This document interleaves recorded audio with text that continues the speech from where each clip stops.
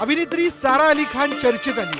केदारनाथ सिनेमातून प्रसिद्धीच्या झोतात आलेल्या सारा अली खानला उत्तराखंडमधील केदारनाथ मंदिरात प्रवेश नाकारला जाण्याची शक्यता.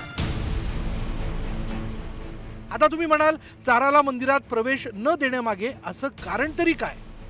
त्याचं झालं असं की केदारनाथ आणि बद्रीनाथ मंदिर प्रशासनानं गैर हिंदूंसाठी एक नवा नियम लागू केला.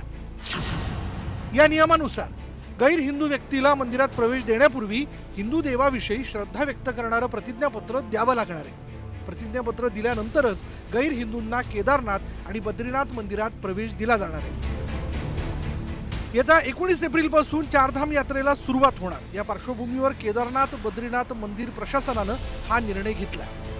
किसी भी मंदिर की बात हो जिसमें गैर सनातनी को आने से जो प्रतिबंधित किया गया वो पूर्ण रूप से सत्य है और हमको आगे बाकी सभी चीज़ों पर ध्यान देना चाहिए. मी सनातनी आहे आणि माझा हिंदू धर्मावर विश्वास आहे असं प्रतिज्ञापत्र गैर हिंदूंना द्यावं लागणार आहे.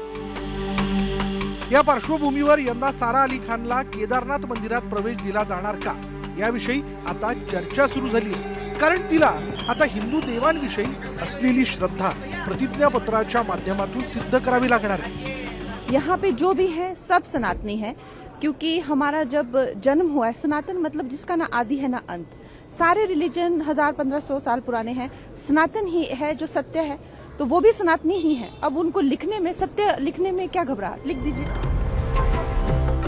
सारा अली खान ही दरवर्षी केदारनाथला दर्शनासाठी जाते. तसंच आपल्या केदारनाथ यात्रेचे फोटो आणि व्हिडिओही ती आपल्या सोशल मीडिया अकाउंटवर शेअर करते.